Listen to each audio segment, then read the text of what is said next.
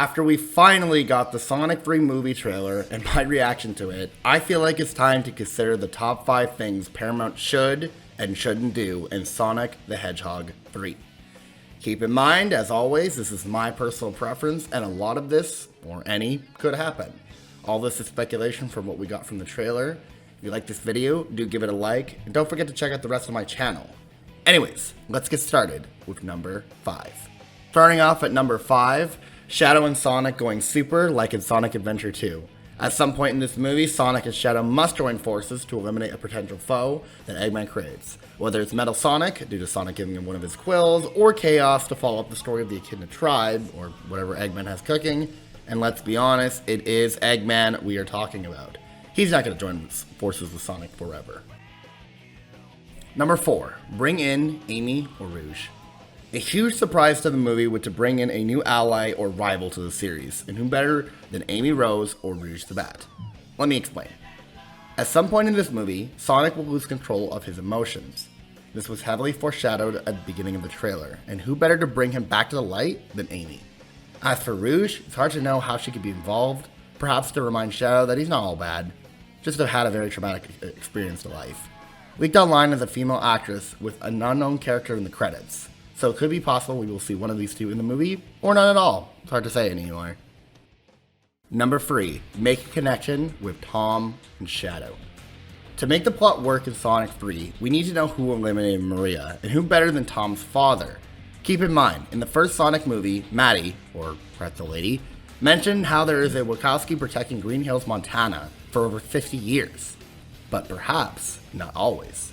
What if Tom's father was the gun agent who took out the order to eliminate all evidence of Project Shadow?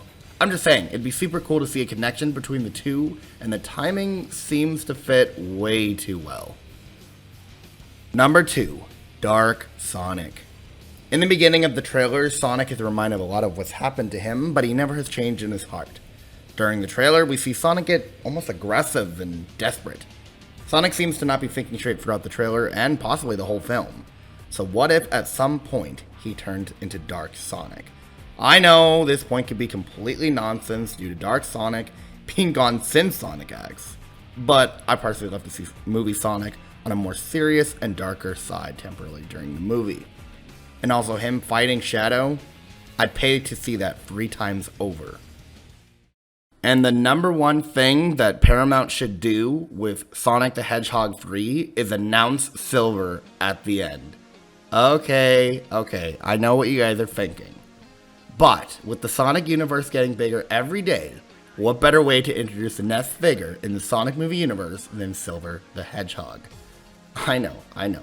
Silver is the last character we should be getting introduced. But in my opinion, Silver should be introduced because at some point, he will be eventually, no matter what. Silver is not only strong, but also deals with time travel, a theme that could be covered in a future Sonic project. Whether it's Sonic 4 or a series, time is a huge factor of life, and what better way to prove that than Silver going after Sonic or Shadow. Also, adding Silver could redeem his character, as we know Silver is mostly a joke to everyone, unfortunately. But adding him into the Sonic movie universe could undo all of that and make him finally truly loved.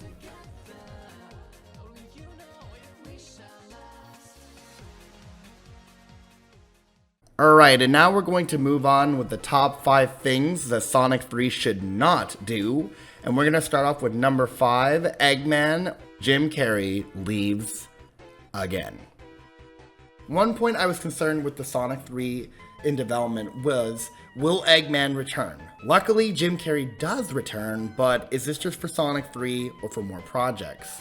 As most of you know, before the release of Sonic 2, Jim Carrey expressed that he's retiring from most major film projects. However, he agreed with Sonic 3 due to him loving to play Eggman and his joy with it. Without Eggman in the Sonic movie universe, I don't really see it surviving. I mean, look at the villain from Knuckles. Yeah, we don't talk about them. Number 4, make the backstory for Shadow not little flashbacks. My concern with Sonic 3 is that the backstory for Shadow and Maria will not be explained very well, and it'll just be little flashbacks. I'm really hoping they did not go this route.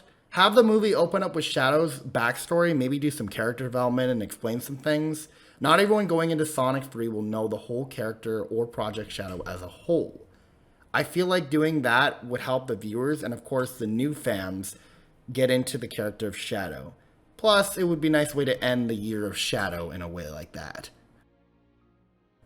Number 3. Make the movie too short. From what we have seen in this trailer, the budgeting has gone up, like, a lot. Shadow and Sonic look so real-like, especially in 4K quality. So I'm hoping due to that, the movie will be way over 2 hours. I feel like 2 hours is not enough time, especially since how much they left us in the dark for this movie. Let us enjoy this movie. Give us more than 2 hours. Also, them giving us more than 2 hours could give the new fans a chance to connect with Shadow, as mentioned with that last point of Shadow's backstory. Plus, like I mentioned, we have been waiting for this movie for a very long time.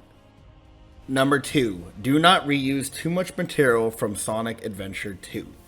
I know I may get hate for this subject, but personally I feel like they need to create new things, not reuse stories. One thing I must credit in this first trailer is that they are not reusing much material at all from previous games or series. I do love them creating the story differently, from Gerald Robotnik being alive, to Shadow breaking out on his own, to increasing Shadow's strengths, etc. But again, this is highly unlikely they're using a lot or any original ideas, storylines, but try to give us some new stuff too. So far, they're doing great. And the number one thing they should not do in Sonic Movie 3 is do not eliminate Tom, or better known, the Donut Board. A lot of fans, including myself, are worried of Tom Bukowski's fate in Sonic 3. Due to my plot point earlier as Tom's father possibly being the gun agent that eliminates Maria, Shadow will be out for blood. That being said, Tom's elimination from the movie could impact the rest of the Sonic movie universe. Keep in mind, Sonic already lost Longclaw, and losing Tom could be a breaking point. Sure, it could help us factor in the Dark Sonic, as we mentioned in number 2 on the should part, but again, to kill off Tom would make the rest of the Sonic movie universe projects hard to continue. I know all things must come to an end, but there's no way Sonic 3 is the last of the franchise.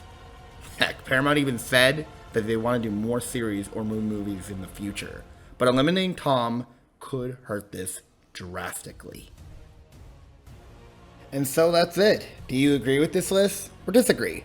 What are you most looking forward to in Sonic the Hedgehog 3? Let me know in the comments.